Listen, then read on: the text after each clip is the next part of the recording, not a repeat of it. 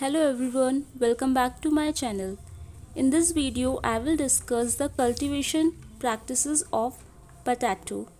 You all know potato is very important vegetable crop in India, not in India but also in world. So today's video is all about the cultivation of potato. But before starting the video, make sure you have subscribed and press the bell icon and like and share the video too. So let's get start the video. In potato, first we have to learn its common name, I mean its scientific name. तो जो potato होता है इसका scientific name होता है Solanum tuberosum और solanum tuberosum इसका scientific name है। तो उसकी फैमिली क्या बनेगी, सोलानम से इसको याद रखनी है फैमिली सोलेनेसी, फैमिली सोलेनेसी हो गई। क्रोमोजोम बहुत इंपॉर्टेंट है, क्रोमोजोम इसका होता है 2n equals to 4x equals to 48। तो यहाँ पे जो उसका क्रोमोजोम है, यहाँ पे बहुत एक स्पेशल चीज़ जो हमको यहाँ पे याद रखनी है, दैट इज़ 4x। 4x का मतलब होता है टेट्राप्लॉइड, यानी जो पोटैटो होता है इट इज़ टेट्राप्लॉइड, इसका क्रोमोसोम टेट्राप्लॉइड होता है, यानी 4x इज इक्वल्स टू 48। तो क्वेश्चन जो होता है एग्जाम्स में वो ऐसा आ सकता है कि which of the following vegetable crop has tetraploid chromosome, यानी इनमें से कौन सा वेजिटेबल है जिसका क्रोमोसोम टेट्राप्लॉइड है। टेट्राप्लॉइड माने 4x इज इक्वल्स टू 48 है और ऑप्शंस दिए होंगे, और ऑप्शंस में सिंपल कॉमन नेम्स ना दे के यहाँ पे साइंटिफिक नेम्स अगर दिए होंगे ऑप्शंस में, तो यहाँ पे साइंटिफिक नेम में जो सोलानम ट्यूबरोसम होगा that is the right answer. So solanum tuberosum potato का साइंटिफिक नेम हो गया, सोलेनेसी फैमिली हो गई, क्रोमोसोम इसका टेट्राप्लॉइड होता है यानी 48 हो गया। ओरिजिन जो हुआ है पोटैटो का वो हुआ है साउथ अमेरिका में, but sometimes you see that Peru दिया होता है ऑप्शंस में, तो साउथ अमेरिका में भी कहाँ पे हुआ है, पेरू में इसका ओरिजिन हुआ है। तो अब ये पेरू में ओरिजिनेट हुआ है और इंडिया में कैसे इंट्रोड्यूस्ड हुआ है। Potato was introduced to India from Europe in the beginning of the 17th century. तो पोटैटो को जो इंट्रोडक्शन हुआ है वो इंडिया में यूरोप से हुआ है 17th सेंचुरी में, और किसने करा है, जो पोर्टुगीज़ होते हैं उन्होंने इसको फर्स्ट टाइम 17th सेंचुरी में इंडिया में इंट्रोड्यूस कराया था।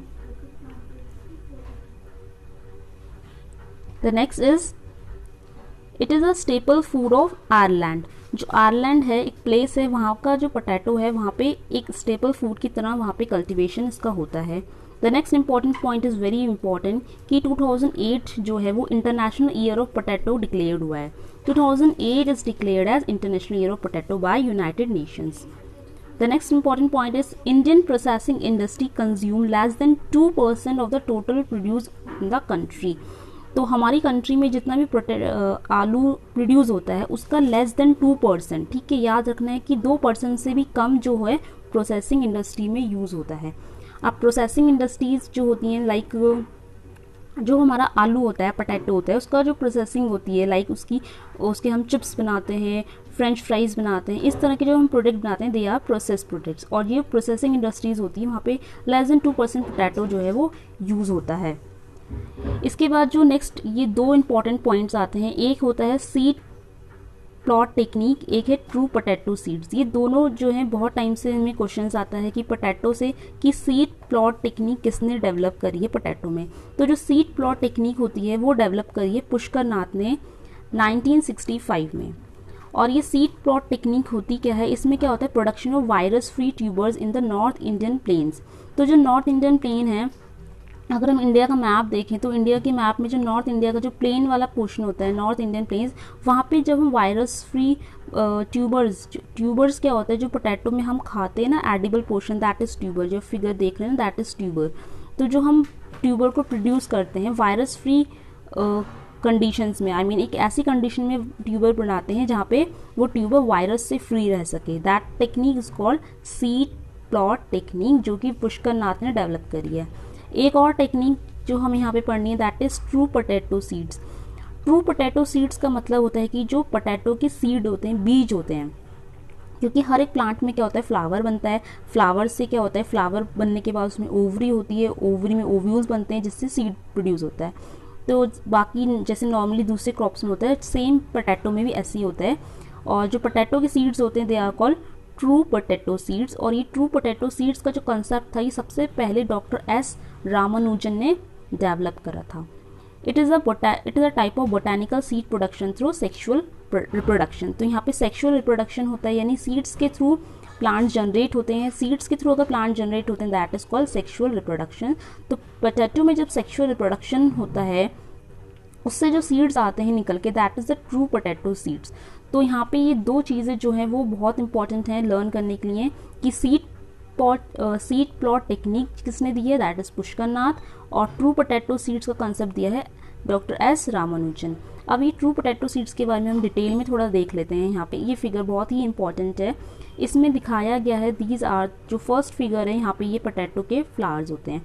तो इस तरह से वाइट कलर का फ्लावर पोटैटो में प्रोड्यूस होता है, और ये फ्लावर्स जो होते हैं जनरली उन कंडीशंस में प्रोड्यूस होते हैं जहाँ पे टेम्परेचर और क्लाइमेटिक कंडीशन एप्रोप्रिएट होती हैं पोटैटो कल्टीवेशन के लिए। यानी जो पोटैटो का फ्लावर्स है ये एक एप्रोप्रिएट क्लाइमेटिक कंडीशन में प्रोड्यूस होता है। उसके बाद जब फ्लावर प्रोड्यूस होता है तो फ्लावर्स हैं तो उसमें फ्रूट आएगा, फ्रूट जो होती है दैट इज़ पोटैटो बेरीज। इस तरह से ग्रीन कलर की पोटैटो बेरीज आप देख रहे हैं फिगर में, ये होती हैं पोटैटो बेरीज, और इनसे हम एक्सट्रैक्ट करते हैं सीड्स। तो वो सीड्स जो होते हैं इस तरह के बहुत ही लाइट वेटेड सीड्स होते हैं, येलोइश कलर के, येलो ब्राउन कलर के होते हैं दिखने में, फिगर आप देख सकते हैं। They are called true potato seeds. ये है ट्रू पोटैटो सीड्स जिसका कंसेप्ट दिया था डॉक्टर एस रामानुजन ने, अभी हमने प्रीवियस स्लाइड में पढ़ा था। तो ये होते हैं ट्रू पोटैटो सीड्स। अब इसमें एक पॉइंट याद रखना है कि जो पोटैटो की फ्लावरिंग होती है ये कहाँ पे हो रही है। Potato naturally flower under cool climate and long day condition. तो ये दो कंडीशंस बहुत इंपॉर्टेंट है यहाँ पे, कूल क्लाइमेट होना चाहिए, दूसरा लॉन्ग डे कंडीशंस होनी चाहिए, और लाइट जो होनी चाहिए मोर देन 15 आवर्स की लाइट मिलनी चाहिए। तो अगर ऐसी कोई भी जगह है जहाँ पे टेम्परेचर बहुत ठंडा होता है, यानी टेम्परेट क्लाइमेट जहाँ पे होता है, लॉन्ग डे कंडीशंस होती हैं, क्योंकि पोटैटो एक लॉन्ग डे प्लांट में आता है, तो लॉन्ग डे कंडीशंस होंगी, और सनलाइट जो होती है वो मोर देन 15 आवर्स अवेलेबल अगर रहेगी तो पोटैटो में फ्लावर्स जो होंगे वो नेचुरली फ्लावर्स प्रोड्यूस होंगे। इस तरह के फ्लावर्स पोटैटो में नेचुरली प्रोड्यूस होंगे, जिससे बाद में फ्रूट बेरीज बनती है और बाद में हम ट्रू पोटैटो सीड्स को एक्सट्रैक्ट कर सकते हैं ईजिली। तो ये सब था about the true potato seeds कि हम पोटैटो से कैसे ट्रू पोटैटो सीड्स को लेते हैं। Next is the uses and nutritive value. Now how we use this potato. ये पोटैटो जो है हम इसको कैसे यूज़ करते हैं। It is important vegetable crop, ये बहुत ही इंपॉर्टेंट वेजिटेबल क्रॉप है, तो उसको हम जनरली कुक करके या बॉईल करके या रोस्ट या मैश करके इसको खा सकते हैं। इसके अलावा इसके बहुत सारे प्रोसेस प्रोडक्ट्स बनते हैं जो प्रोसेसिंग इंडस्ट्रीज़ होती हैं। अभी हमने पढ़ा था कि लेस देन 2% जो होता है वो प्रोसेसिंग इंडस्ट्री यूज़ करती हैं, और प्रोसेसिंग इंडस्ट्रीज़ जनरली इसके चिप्स, फ्रेंच फ्राइज़, फ्लावर ये सब बनाने में यूज़ करती हैं। इसके अलावा इसमें से स्टार्च एक्सट्रैक्ट होता है, डेक्सट्रिन्स और अल्कोहल भी प्रोड्यूस होता है।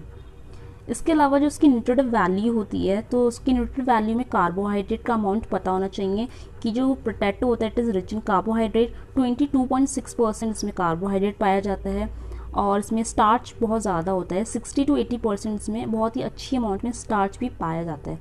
मिनरल्स पाए जाते हैं, विटामिन में इसमें vitamin C, B1, B2, B6 vitamin इसमें पाए जाते हैं। और अगर मिनरल्स की बात करें तो मिनरल्स इसमें पर्टिकुलरली जो सोडियम पोटेशियम का कंटेंट होता है वो बहुत कम होता है। तो सोडियम पोटेशियम का कंटेंट इसमें कम होता है, that is why it is good for high BP patient. तो जिनका हाई BP होता है यानी हाई ब्लड प्रेशर वाले जो पेशेंट होते हैं उनके लिए पोटैटो बहुत ही अच्छा होता है, लाभदायक होता है, बिकॉज इसमें सोडियम पोटेशियम का अमाउंट कम होता है। दैट इज़ वाई, क्योंकि जो हाई BP पेशेंट्स होते हैं उनको सोडियम पोटेशियम कम चाहिए होता है, और पोटैटो में ऑलरेडी सोडियम पोटेशियम कम होता है, तो यानी जो पोटैटो होता है it is good for them. इसके अलावा जो कैलोरीफिक वैल्यू होती है वो उसमें बहुत अच्छी होती है। Potato supplies 2.5 times more calorific value और calories than rice and wheat. तो धान और गेहूं से इसमें 2.5 टाइम्स ज़्यादा कैलोरीज जो होती है वो हमें पोटैटो से मिलती है। नेक्स्ट की जो न्यूट्रिटिव वैल्यू हुई हम पढ़ रहे थे कि इसमें कार्बोहाइड्रेट होता है, स्टार्च होता है, विटामिन्स हमने पढ़े। इसके अलावा यहाँ पे प्रोटीन बहुत इंपॉर्टेंट है। वैसे प्रोटीन्स एज सच जो होता है पोटैटो में बहुत कम होता है, तो साइंटिस्ट ने क्या करा है, साइंटिस्ट ने भी रिसेंटली पोटैटो को develop protein rich potato develop करा है। और ये पोटैटो कोई नॉर्मल पोटैटो नहीं है, it is a transgenic potato. तो ट्रांसजेनिक पोटैटो है ये, और इसका नाम है प्रोटीन रिच ट्रांसजेनिक पोटैटो। अब ये जो प्रोटीन रिच ट्रांसजेनिक पोटैटो है इसको डेवलप किससे करा है, इसके लिए एक जीन चाहिए था। क्योंकि ट्रांसजेनिक का मतलब क्या होता है, ट्रांसजेनिक का मतलब ऐसा होता है जहाँ से हम कोई जीन को लेकर आते हैं और उस प्लांट के अंदर इंकॉर्पोरेट कर देते हैं, फिर उसको प्रोड्यूस कराते हैं, तो ये होता है ट्रांसजेनिक। अब ट्रांसजेनिक में यहाँ पे हमें जीन चाहिए, उस जीन का नाम है प्रोटीन सिंथेसाइजर जीन, और उसका पर्टिकुलर जो जीन का नाम है वो है AMA1। ये है प्रोटीन सिंथेसाइजर जीन, या फिर इसको स्टोरेज प्रोटीन जीन भी बोलते हैं। अब ये जो प्रोटीन आलू होता है हमारा, आलू में हमने एक जीन डाला, that is protein synthesiser gene. तो हमने पोटैटो में जो प्रोटीन सिंथेसाइजर जीन डाल रही है, ये हमने लिया कहाँ से, from where we have isolated. तो कोई भी हम जीन अगर लेते हैं तो उस जीन को हम कहीं से आइसोलेट करते हैं। इस जीन को हमने आइसोलेट करा है इस प्लांट से। तो फिगर में आप देख रहे हैं ये प्लांट जो है, इस प्लांट से हमने प्रोटीन सिंथेसाइजर जीन को लिया और उसको आइसोलेट करने के बाद हमने पोटैटो प्लांट में इसको इनकॉर्पोरेट कर दिया, ताकि हमारा पोटैटो का प्लांट जो है वो प्रोटीन रिच बन सके। अब नाउ द क्वेश्चन कम्स कि ये जो प्लांट है इसका नाम क्या है, हमने किस प्लांट से हमने जीन को आइसोलेट करा है। तो इस प्लांट का जो नाम है वो है amaranthus hypochondriacus. That is very important. ये एग्जाम में जो आता है इस नेम पूछ सकते हैं कि हम प्रोटीन रिच ट्रांसजेनिक पोटैटो बनाने के लिए जो जीन ले रहे हैं, AMA1 नाम का जो जीन हमने आइसोलेट करा है, वो किस प्लांट से आइसोलेट करा है। तो प्लांट की फिगर आप देख सकते हैं, और प्लांट का जो नाम है, साइंटिफिक नेम है वो है एमरैंथस हाइपोकॉन्ड्रिएकस। तो इस यहाँ से हमने प्लांट के लिए जीन को आइसोलेट करा है। The next important thing regarding potato is the its centre. तो हमारे वर्ल्ड में, इंडिया में पोटैटो से रिलेटेड जो सेंटर है वो लर्न होने चाहिए। फर्स्ट हमारा जो है इंटरनेशनल पोटैटो सेंटर, जिसको हम CIP बोल रहे हैं शॉर्ट में। तो इंटरनेशनल पोटैटो सेंटर जो है ये कहाँ है, लैमा पेरू में एक जगह है। तो पेरू याद रखना है, अभी हमने स्टार्टिंग में डिस्कस करा था इसका ओरिजिन। तो पोटैटो का ओरिजिन हुआ है साउथ अमेरिका में, पेरू में, और पेरू में आलू का ओरिजिन हुआ है। दैट इज़ वाई वहाँ पे एक इंटरनेशनल पोटैटो सेंटर भी बनाया गया है, और ये बना था 1971 में। और जिस टाइम पे ये इंटरनेशनल पोटैटो सेंटर बना था, उसी टाइम पे इंडिया में एक्रिप स्टार्ट हो गया था। एक्रिप का मतलब होता है all India coordinated potato improvement project. तो पोटैटो का जो एक्रिप था वो भी 1971 में स्टार्ट हुआ था। तो ये दोनों बहुत ही रिलेटेड पॉइंट्स हैं। 1971 में दो चीज़ हुई थी, एक तो पेरू में इंटरनेशनल पोटैटो सेंटर बना था, और इंडिया में एक्रिप स्टार्ट हो गया था पोटैटो के लिए। इसके अलावा पोटैटो का बहुत ही इंपॉर्टेंट सेंटर है इंडिया में, that is central potato research institute. जो सेंट्रल पोटैटो रिसर्च इंस्टीट्यूट है that is in Shimla, Himachal Pradesh. But इसके बारे में बहुत कम लोग जानते होंगे एक पॉइंट ये कि जो ये है central potato research institute, that is CPRI short में बोलते हैं, ये शिमला हिमाचल प्रदेश में है। बट अर्लियर ये जब इस्टेब्लिश हुआ था 1949 में इस्टेब्लिश हुआ था, मींस इंडिपेंडेंस के बाद ये बना था। ये बना था पटना बिहार में, but due to some circumstances it was shifted to Shimla Himachal Pradesh in the year 1956। तो अगर क्वेश्चन आता है कि जो सेंट्रल पोटैटो रिसर्च इंस्टीट्यूट है ये इस्टेब्लिश कब हुआ था, तो इस्टेब्लिश हो गया था आज़ादी के बाद 1949 में पटना बिहार में, लेकिन 1956 में इसको शिफ्ट कर दिया गया था शिमला हिमाचल प्रदेश में। तो आज की डेट में जो करंट ये है सेंट्रल पोटैटो रिसर्च इंस्टीट्यूट, ये आज की डेट में शिमला हिमाचल प्रदेश में इस्टेब्लिश हो गया है since 1956। The other important thing is it's cultivation. तो इसका जो कल्टीवेशन होता है इंडिया में कहाँ पे हो रहा है, about 85% potato is cultivated in Indo Gangetic plains of north India. तो इंडिया में जो नॉर्थ वाला पार्ट है, अगर हम इंडिया मैप की बात करें तो इंडिया के मैप में जो इंडो गैंगेटिक प्लेन्स हैं नॉर्थ इंडिया के, वहाँ पे कम से कम 85% तक पोटैटो का कल्टिवेशन होता है। अब ये जो इंडो गैंगेटिक प्लेन्स हैं उसमें कौन कौन से स्टेट्स आते हैं, इसमें आते हैं उत्तर प्रदेश, वेस्ट बंगाल, पंजाब, बिहार, गुजरात। ये इतने स्टेट्स जो हैं हमारे ये कवर करते हैं इंडो गैंगेटिक प्लेन का एरिया।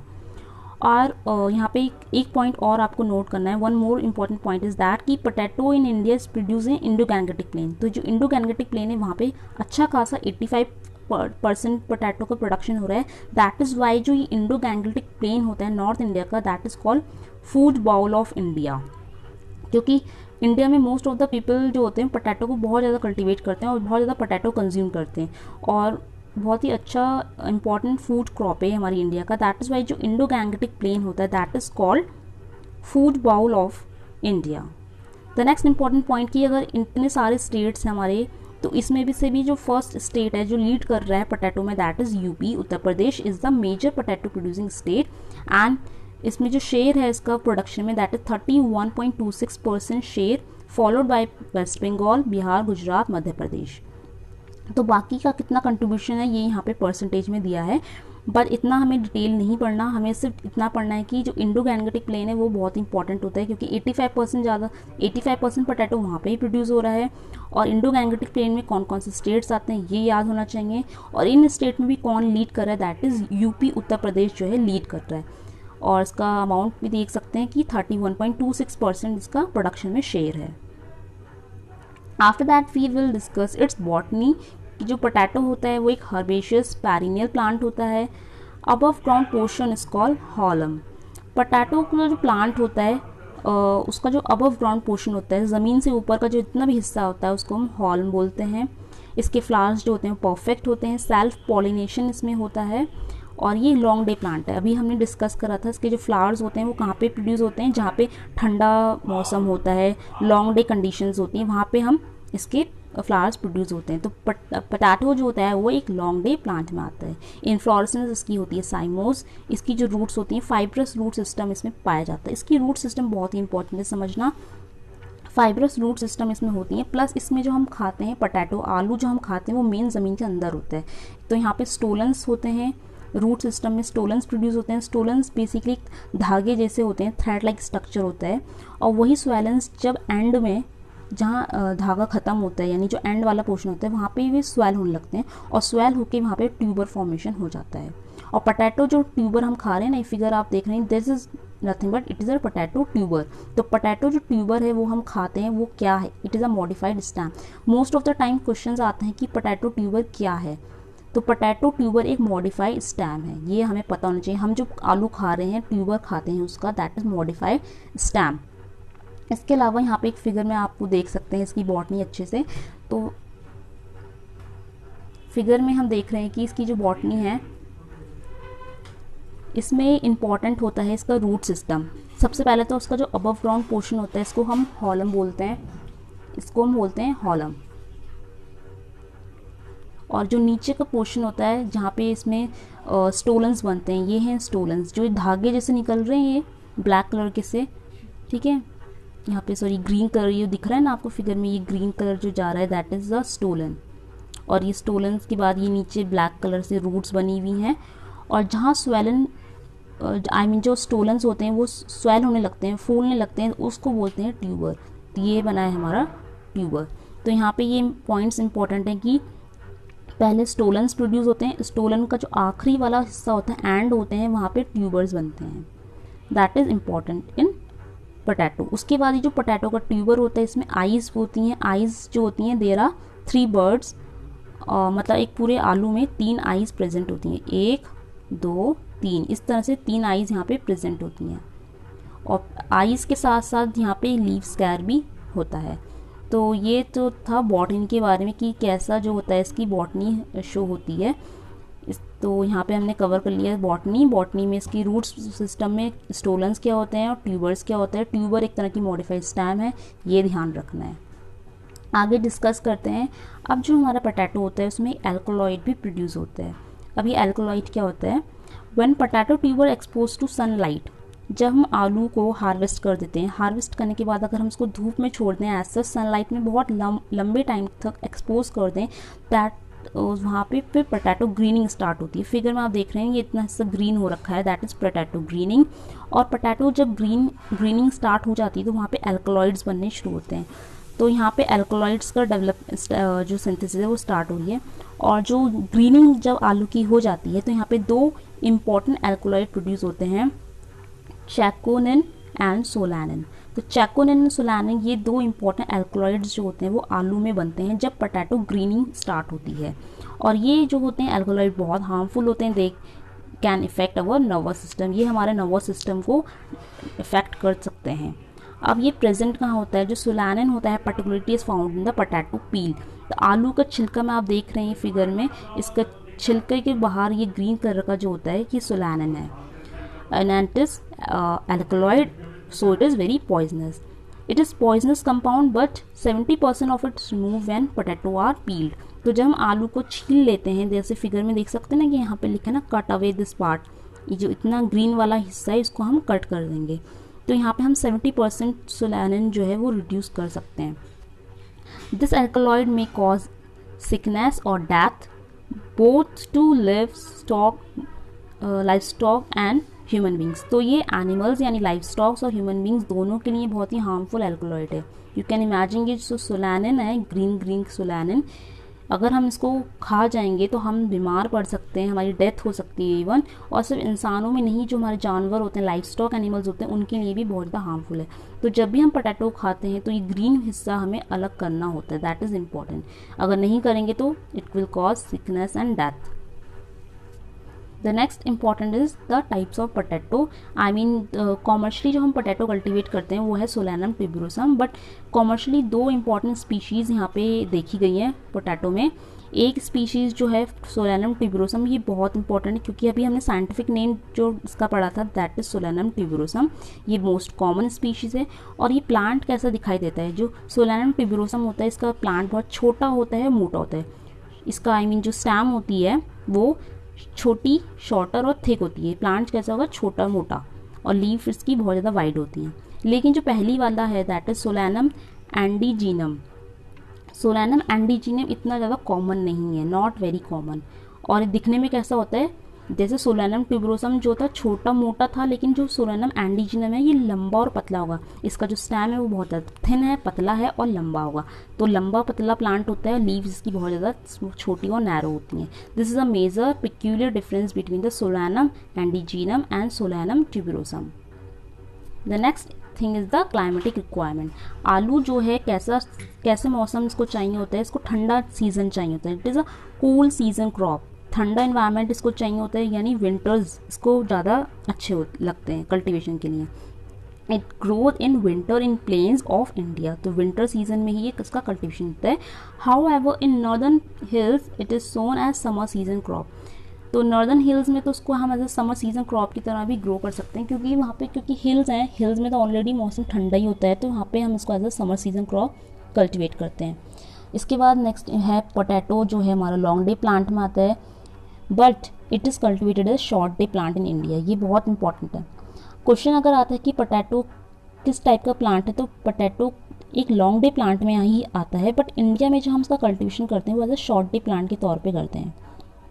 इसके बाद जो उसमें क्लाइमेटिक आई मीन टेम्परेचर होता है, लो टेम्परेचर इसको चाहिए। लो टेम्परेचर होगा तभी तो कूल सीजन है। कूल सीजन माने लो टेम्परेचर और short day condition at the time of tuberization. तो अभी हमने इसका जो रूट सिस्टम डिस्कस करा था कि फाइब्रस रूट्स होती हैं, उसमें स्टोलन्स बनते हैं, स्टोलन से ट्यूबर बनते हैं। ट्यूबर बनने का जो प्रोसेस होता है दैट इज़ ट्यूबराइजेशन। और ट्यूबराइजेशन के लिए ऑप्टिमम टेम्परेचर कितना होता है ये इंपॉर्टेंट है। एग्जाम्स में ट्यूबराइजेशन का टेम्परेचर आता है कि ट्यूबराइजेशन का ऑप्टिमम टेम्परेचर कितना है, दैट इज़ 18 to 20। समटाइम्स आपको ऑप्शंस में 20 डिग्री सेंटीग्रेड मिलता है, that is correct answer. But एक एवरेज इसका जो है रेंज जो है वो है 18 से 20 डिग्री सेंटीग्रेड। तो ये इंपॉर्टेंट पॉइंट है यहाँ पे। इसके अलावा अगर टेम्परेचर हाई हो जाता है तो क्या प्रॉब्लम आ जाती है, ये भी पता होना चाहिए। At higher temperature the respiration rate increases and carbohydrate produce by the photosynthesis are consumed rather than stored in tubers. High temperature पे जितना भी कार्बोहाइड्रेट प्रोड्यूस होता है, क्योंकि टेम्परेचर ज़्यादा होगा तो रिस्पायरेशन होगा और प्लांट में फोटोसिंथेसिस होती है, और फोटोसिंथेसिस के दौरान क्या बनता है, कार्बोहाइड्रेट बनता है, ग्लूकोज बनता है, नहीं बनता। तो वो कार्बोहाइड्रेट जो है वो ट्यूबर में स्टोर ना होने की बजाय कंज्यूम होने लगेगा, कंज्यूम हो जाएगा for the plant growth. Plants में लीव्स बनती हैं, प्लांट्स की हाइट इंक्रीज होगी, उसमें सब कंज्यूम हो जाएगा, ट्यूबर में स्टोर नहीं होगा। तो हाई टेम्परेचर जो होता है वो अच्छा नहीं होता। Higher temperature at any part of the growing points affect the size of leaflet, thereby reducing the tuber formation। और इतना अगर हाई टेम्परेचर बहुत लंबे टाइम तक रहेगा तो ट्यूबर फॉर्मेशन भी नहीं होगा, ट्यूबर्स का फॉर्मेशन कम हो जाएगा, क्योंकि कार्बोहाइड्रेट वहाँ पे स्टोर ही नहीं होगा तो ट्यूबर फॉर्मेशन भी नहीं होगा। इसीलिए कहते हैं कि जो क्लाइमेट है वो कैसा होना चाहिए, कूल सीजन। आलू के लिए हमेशा ठंडा विंटर वाला जो मौसम होता है ना, जाड़ों वाला, वो अच्छा होता है। Next is the soil condition. Soil कैसी होनी चाहिए, कोई भी क्रॉप हो सॉइल हमेशा फ्राइबल, वेल ड्रेन्ड, एरिएटेड होनी चाहिए। पोटैटो के लिए भी सॉइल कैसी होनी चाहिए, friable, well aerated, fairly deep and well supplied organic matter. Well drained sandy loam and medium loam soils are suitable for potato cultivation. तो यहाँ पे हम देख रहे हैं कि लोमी सॉइल, सैंडी लोम या फिर मीडियम लोम सॉइल जो होती है वो परफेक्ट होती है पोटैटो कल्टीवेशन के लिए। इसके अलावा सॉइल बहुत हैवी नहीं होनी चाहिए, लाइट होनी चाहिए। लाइट सॉइल्स जो होती हैं वो ज़्यादा प्रेफर की जाती हैं पोटैटो में, because it promote more uniform soil temperature and making harvest of the crop easier. क्योंकि हम आलू में हम क्या करते हैं, आलू का जो मेन हमारा पोर्शन है, आलू वो कहाँ पे उगता है, ज़मीन के अंदर उगता है। अब ज़मीन के अंदर हमारे आलू होते हैं, तो सॉइल अगर लाइट होगी तो हार्वेस्टिंग बहुत ही ईजी हो जाएगी। अगर हैवी सॉइल होगी तो हार्वेस्टिंग अफेक्ट होगी, सॉइल का टेम्परेचर भी अफेक्ट हो सकता है। क्योंकि ट्यूबराइजेशन के लिए हमने टेम्परेचर पढ़ा था, ट्यूबराइजेशन के लिए 18 से 20 डिग्री सेंटीग्रेड का टेम्परेचर होना चाहिए। तो ये सॉइल में टेम्परेचर जब इतना होगा तभी ट्यूबराइजेशन पॉसिबल होगा। इसके अलावा कौन सी सॉइल सूटेबल नहीं है, एल्कलीन और सैलिन सॉइल्स जो हैं वो सूटेबल नहीं है। इस तरह की जो एल्कलीन सैलिन सॉइल्स हैं वो सूटेबल नहीं होती हैं पोटैटो कल्टीवेशन के लिए। और पीएच जो होना चाहिए वो कैसा होना चाहिए, सॉइल का पीएच एसिडिक होना चाहिए, यानी 5 to 6.5 एसिडिक पीएच में हमें पोटैटो कल्टीवेशन करना होता है। इस पीएच में हमें इसलिए कल्टीवेट करना होता है बिकॉज एक प्रॉब्लम होती है स्कैब, एक डिसीज़ होती है स्कैब डिसीज़। इससे बचने के लिए हम अगर हम पोटैटो को एसिडिक सॉइल्स में कल्टीवेट करेंगे, that is better option. The next is the varieties. तो पोटैटो की जो वैरायटीज़ हैं वो बहुत ही इंपॉर्टेंट होती हैं। एग्जाम्स में जो वैरायटीज़ से क्वेश्चन आते हैं बहुत इंपॉर्टेंट होते हैं। तो पोटैटो की जो वैरायटीज़ हैं, वैसे जितनी भी हम वैरायटीज़ डिस्कस करेंगे उसमें एक ही शब्द आता है, कुफरी। आई मीन पोटैटो की सारी जो वैरायटीज़ हैं उनकी स्टार्टिंग कुफरी करके होती है। तो अभी हमने पोटैटो की वैरायटीज़ को तीन अलग अलग कैटेगरीज में डिवाइड करा है। फर्स्ट कैटेगरी है हमारी अर्ली वैरायटी की। तो जो अर्ली वैरायटी होती हैं, ये अर्ली होती है, इनकी हार्वेस्टिंग जो है जल्दी हो जाती है। It takes 80 to 90 days for harvesting. तो यहाँ पे 80 से 90 डेज हार्वेस्टिंग के लिए लग रहे हैं। और इनमें कौन कौन सी वैरायटीज़ आती हैं, ये सारी वैरायटीज़ आपको लर्न होनी चाहिए बाय नेम, और पता होना चाहिए कि ये सारी वैरायटीज़ जो है अर्ली वैरायटीज़ में आती हैं। तो उसमें से नेम्स जो हैं वो हैं, कुफरी करके आता है इसमें। सब में जो के है ना, स्टार्टिंग में के लगा है, के मीन्स कुफरी। तो पहली है कुफरी चंद्रमुखी, कुफरी लॉकर, कुफरी शीतमैन, कुफरी ख्याति, कुफरी सूर्या, कुफरी चिप्सोना 4। ये दो वेराइटीज़ बहुत इंपॉर्टेंट वेराइटीज़ हैं। मोस्ट ऑफ द टाइम इनसे क्वेश्चन आता है। इनमें से क्वेश्चन ऐसा आ सकता है कि कुफरी सूर्या किसकी वैरायटी है, पोटैटो की है। कुफरी सूर्या कैसी नेचर की है, अर्ली वैरायटी में आती है। इसके अलावा जो कुफरी सूर्या और कुफरी चिप्सोना 4 है, ये एक तरह की प्रोसेसिंग वाली वैराइटीज़ हैं जो प्रोसेसिंग के लिए यूज़ होती हैं। जैसे हमने पता ना, पोटैटो के चिप्स बनते हैं जो आप खाते हैं, लेस खाते हैं, वो that is nothing, it is potato chips. तो पोटैटो चिप्स ये सब जो होते हैं प्रोसेसिंग वाली वैराइटीज़ होती हैं। तो प्रोसेसिंग के लिए कुफरी सूर्या और कुफरी चिप्सोना 4। इसके अलावा लास्ट है कुफरी अशोका। ये सारी वैराइटीज़ जो हैं अर्ली वैराइटीज़ में आती हैं। अब नेक्स्ट कैटेगरी आती है मीडियम वैरायटी, जो मीडियम ड्यूरेशन की होती हैं। इनकी जो टाइमिंग होती है that is 80 to 100 days. Early varieties को 80 to 90 डेज़ लगता है, और मीडियम के लिए 80 से लेकर 100 डेज़ तक का टाइम होता है। मीडियम वैराइटीज़ में भी जो वैराइटीज़ हैं वो कुफरी करके आती हैं। पहली है हमारी कुफरी बहार, कुफरी सतलज, कुफरी आनंद, कुफरी अरुण, कुफरी पुखराज, Kufri Pushkar, Kufri Lalima, Kufri Kanchan, and the last is Kufri Chipsona 3। तो देखो, चिप्सोना 4 वाली जो थी अर्ली थी, और जो चिप्सोना 3 है वो मीडियम में आती है, और ये भी प्रोसेसिंग वाली वैरायटी है। तो जहाँ पे चिप्सोना शब्द यूज़ हो रहा है ना, चिप्सोना, तो चिप्सोना से आप याद रखना चिप्स, आलू के चिप्स बनते हैं, और चिप्स क्या है, एक तरह का प्रोसेस प्रोडक्ट है। तो चिप्सोना वाली वैरायटी जो है प्रोसेसिंग वाली वैरायटीज़ में आती हैं। नेक्स्ट कैटेगरी आती है हमारी लेड वैरायटी। लेड वैरायटी बहुत ही छोटी है हमारी, इसमें ज़्यादा नहीं है, इसमें आती हैं 2 ही आती हैं, कुफरी सिंदूरी, कुफरी बादशाह। कुफरी सिंदूरी, कुफरी बादशाह जो है लेड वैरायटीज़ हैं, और लेड वैरायटी का जो टाइम होता है that is more than 100 days, यानी इसमें 100 to 110 डेज़ का टाइम होता है। तो ये इंपॉर्टेंट वैरायटीज़ थी आलू की जो कुफरी करके शुरू होती हैं। यहाँ पे सारी वैरायटीज़ हमने देख ली, अर्ली, मीडियम, लेट, जो कि कुफरी करके स्टार्ट होती हैं। और यहाँ पे प्रोसेसिंग वैरायटीज़ भी हमने डिस्कस कर ली हैं। आगे हम और कुछ दूसरी प्रोसेसिंग वैरायटीज़ देखते हैं। एक है कुफरी फ्राई सोना। तो फ्राई से याद रखना, फ्राई जब हम फ्राई करते हैं, फ्राइंग क्या है, फ्राइंग एक तरह का प्रोसेसिंग ऑपरेशन होता है, फ्राई करना। फ्राई करके हम क्या बनाते हैं, फ्रेंच फ्राइज़ बनाते हैं। इस तरह से फिगर देखना है फ्रेंच फ्राइज़ की, ये आलू के फ्रेंच फ्राइज़ हैं, ठीक है। ये कुफरी फ्राई सोना से बनते हैं। इसके अलावा कुफरी चिप्सोना 1, कुफरी चिप्सोना 2, 3, 4, इतनी सारी कुफरी चिप्सोना की वैरायटीज़ हैं। ठीक है। कुफरी चिप्सोना 1 2 3 4 वेराइटीज़ हैं जिनसे क्या बनते हैं, चिप यानी चिप्स बनते हैं। ये फिगर में देख रहे हैं ना, चिप्स। तो फ्राइसोना से बना फ्राइसोना से बने फ्रेंच फ्राइज और चिप्सोना से बनते हैं चिप्स। इसके अलावा कुफरी सूर्या, ये भी बहुत इंपॉर्टेंट प्रोसेसिंग की वैरायटी है। अदर इंपॉर्टेंट वैरायटीज़ में आती हैं कुफरी हिमालिनी, कुफरी शैलजा, कुफरी गिरधारी, कुफरी गिरिराज, कुफरी हिमसोना, कुफरी ज्योति, Kufri Shilpa, Kufri Swarna, Kufri Thenmalai, Kufri Dewa. These are the important varieties of potato. तो आलू की जितनी भी वेराइटीज़ होती हैं वो कुफरी करके शुरू होती हैं, और एग्जाम्स में जो पूछी जाती हैं वो प्रोसेसिंग से रिलेटेड पूछी जाती हैं कि प्रोसेसिंग की वेराइटीज़ कौन कौन सी हैं। Now after that the planting time of potato. अब आलू की प्लांटिंग कैसे होती है ये डिपेंड करता है कि हम कब आलू को कैसे ग्रो करना चाहते हैं। अगर हम पोटैटो ग्रो कर रहे हैं अर्ली क्रॉप के लिए एज अर्ली, तो अर्ली सीजन की जो सोइंग टाइम होगा वो अर्ली यानी सितंबर अक्टूबर में हो जाता है। मेन क्रॉप के लिए अगर हम ग्रो करेंगे तो हम अक्टूबर में ग्रो करेंगे, फर्स्ट वीक ऑफ अक्टूबर से लेकर थर्ड वीक ऑफ अक्टूबर तक टाइमिंग होती है। लेकिन अगर हम लेट सोइंग कर रहे हैं एज अ लेट क्रॉप, हम उसको ग्रो करना चाहते हैं, तो हमारे पास अक्टूबर से लेकर नवंबर तक का टाइम होता है। लेकिन हिल्स में जो टाइम होता है वो कैसा होता है, फरवरी टू अप्रैल।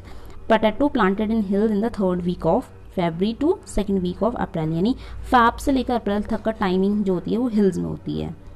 अब इसका सीड रेट और स्पेसिंग कैसे मैनेज होती है यहाँ पे, तो हम यहाँ पे सीड रेट डिपेंड करता है कि हम ट्यूबर का साइज़ कितना है। अगर ट्यूबर का साइज़ बहुत बड़ा होता है, बेसिकली यहाँ पे हम सीड जो यूज़ करते हैं, यहाँ पे हम सीड से ग्रो नहीं करते आलू को हम उसके ट्यूबर से ग्रो करते हैं। जो ट्यूबर आप देख रहे हैं ना, ये ट्यूबर हैं फिगर में, तो इसी से हम आलू को क्या करते हैं, ग्रो करते हैं। यही एक तरह का सीड का काम कर रहे हैं यहाँ पे।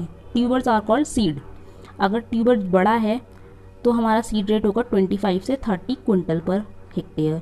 मीडियम अगर ट्यूबर है तो सीड रेट होगा 15 से 20 क्विंटल्स पर हेक्टेयर, कम हो जाएगा। और अगर साइज़ बहुत छोटा है तो और भी कम हो जाएगा, that 10 to 15 quintals per hectare.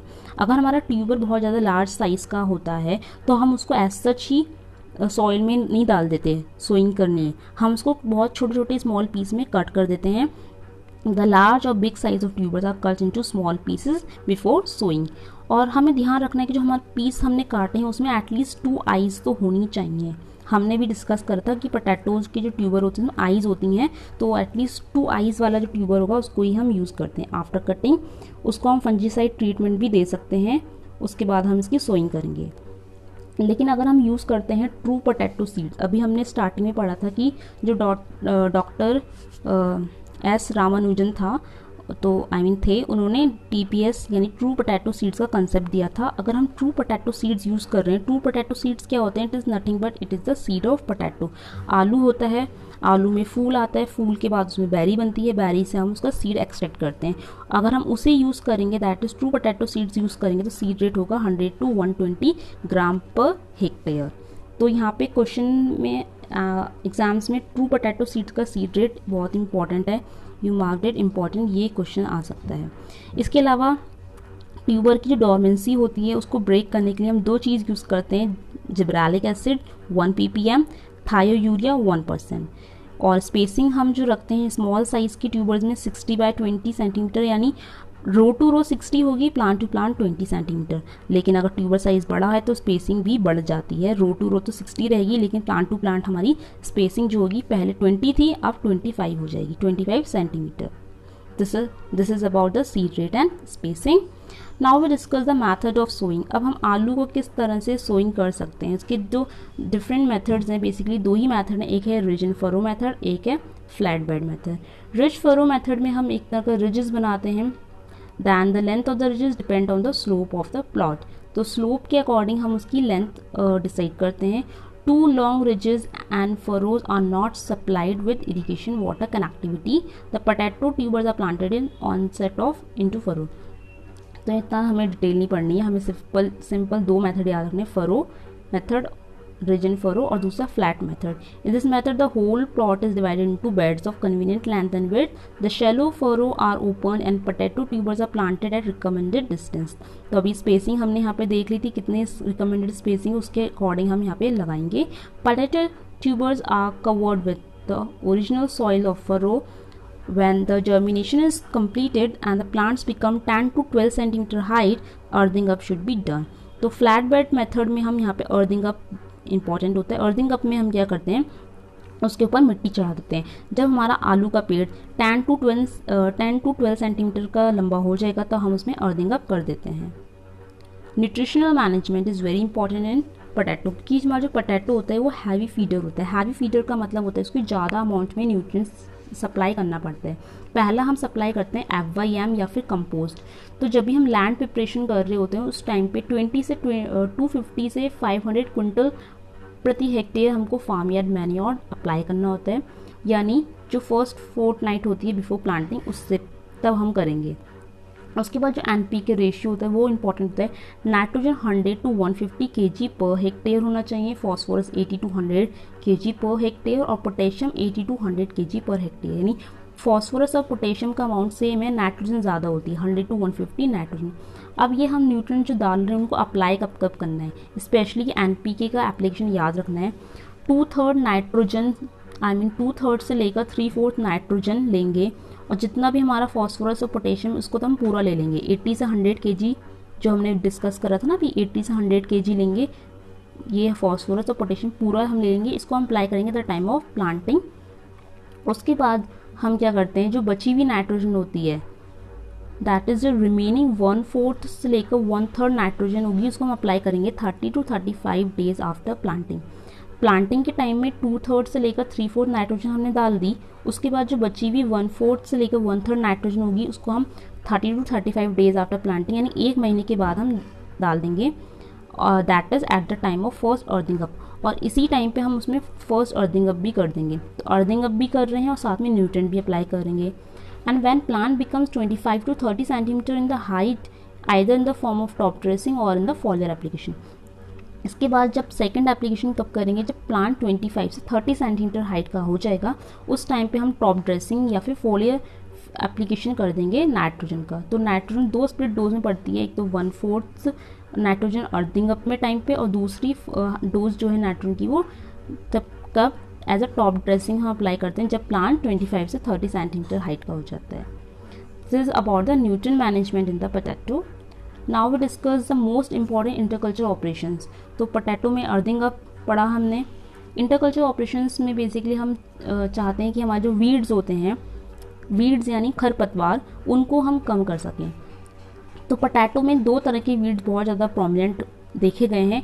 एक तो हमारा जो ब्रॉडली वीड्स होते हैं वो बहुत ज़्यादा आते हैं, और जो मोनोकॉट्स वाले वीड्स होते हैं, मोनोकॉट और डाइकोट दोनों टाइप के वीड्स इसमें लगते हैं। वीड्स की प्रॉब्लम को कम करने के लिए हम यहाँ पे अर्थिंग अप करते हैं। अर्थिंग अप एक ऑपरेशन होता है जिससे हम वीड्स की प्रॉब्लम्स को कुछ हद तक कम कर सकते हैं। Earthing up should be done when the plants are 15 to 22 centimetre height. तो जब 15 से 22 सेंटीमीटर हाइट प्लांट ऑब्टेन करेगा तब हम उसमें अर्थिंग अप करते हैं। Generally earthing up is done at the time of top dressing of nitrogenous fertiliser. अभी हमने डिस्कस करा था जब हम नाइट्रोजन की डोज अप्लाई करते हैं, पहली नाइट्रोजन तो हम eight the time of planting apply करते हैं, दूसरी नाइट्रोजन की डोज हम अप्लाई करते हैं एज अ टॉप जब अर्थिंग अप करते हैं तो हम तब अप्लाई करते हैं। The ridges should be high enough to cover up the tuber.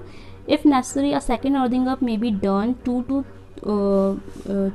weeks of the first one. पहली अर्थिंग अप के 2 हफ्ते बाद दूसरी अर्थिंग अप करते हैं। और अर्थिंग अप करने के लिए हम क्या यूज़ करते हैं, मोल्ड बोर्ड प्लाव या फिर रिजर का इस्तेमाल करते हैं। इसके अलावा अगर इनसे भी अर्थिंग अप करने से भी अगर हमारे वीड्स ख़त्म नहीं होंगे तो हम केमिकल्स ऑप्शंस यूज़ करेंगे, केमिकल या लाइक हर्बिसाइड्स। तो यहाँ पे हम यूज़ करते हैं प्री इमर्जेंस एप्लीकेशन हर्बिसाइड करते हैं एलाक्लोर का, that is 2 kg AI per hectare. और पोस्ट इमरजेंस में हम यूज़ करते हैं propanil 1 kg AI per hectare. इनका हम यूज़ करते हैं as a herbicide to control the problem of weeds.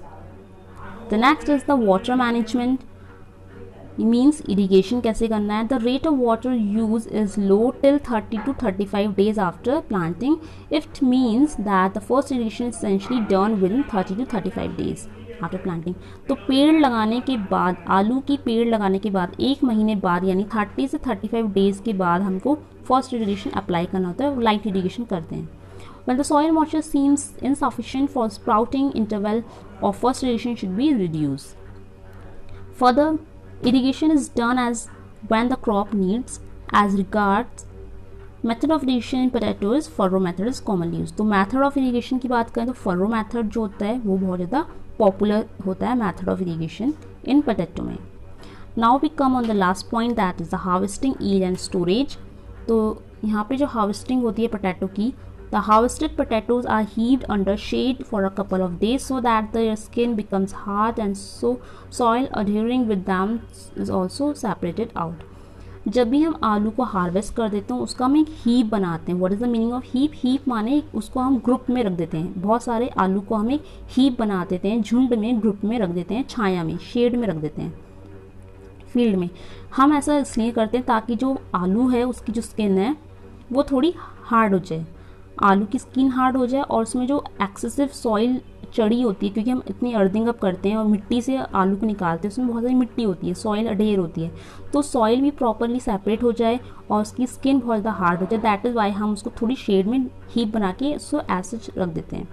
Yield जो निकल कर आती है इसमें आलू में वो कितनी आती है? आलू की yield that is 350 to 450 quintals per hectare. तो this is the yield and this is the harvesting. अब ईल्ड हमने निकाल लिया, उसके बाद हम आलू की क्या करते हैं? सॉर्टिंग करेंगे. सॉर्टिंग का मतलब होता है उसके साइज़ के अकॉर्डिंग उसको डिफरेंट लॉट्स में डिस्ट्रीब्यूट कर देंगे. तो सॉर्टिंग के लिए हम क्या करते हैं? For sorting healthy tubers are graded into different grades based on their diameter and tuber reduce their price in the market. Therefore such tubers should be marketed and sorted and marked separately. Sorting तो इतना important नहीं है. Sorting मतलब वो जो deceased वाला होता है. सॉर्टिंग का मतलब होता है जो हमारे डिसीज्ड वाले पार्ट होता है उसको वाले पोटैटो को सेपरेट करना. और ग्रेडिंग में हम क्या करते हैं? ग्रेडिंग में हम उनके साइज़ के अकॉर्डिंग डिस्ट्रीब्यूट करते हैं. तो they are two different methods, sorting and grading. Sorting और ग्रेडिंग में बेसिक डिफरेंस ये होता है, सॉर्टिंग मतलब होता है छांटना, और छांटने में हम क्या करते हैं? जो अच्छे होंगे, साफ़ होंगे, जिसमें डिसीज़ नहीं होगी, ख़राब नहीं होंगे, उनको हम सॉर्टिंग करेंगे. ग्रेडिंग में हम क्या करेंगे? उनके साइज़ के अकॉर्डिंग जो बड़ा आलू है उसको अलग रखेंगे, छोटा आलू को अलग रखेंगे. That is grading. Over size tubers great demand for chips making. तो जो बड़े साइज़ वाले आलू होते हैं वो जल्दी चिप्स बनाने के लिए इस्तेमाल होते हैं. अभी हमने वैराइटीज़ पढ़ी थी कुफरी चिप्स होना करके, that is for chips making. और वेरी स्मॉल साइज ट्यूबर्स जो होते हैं they are not remaining unsold.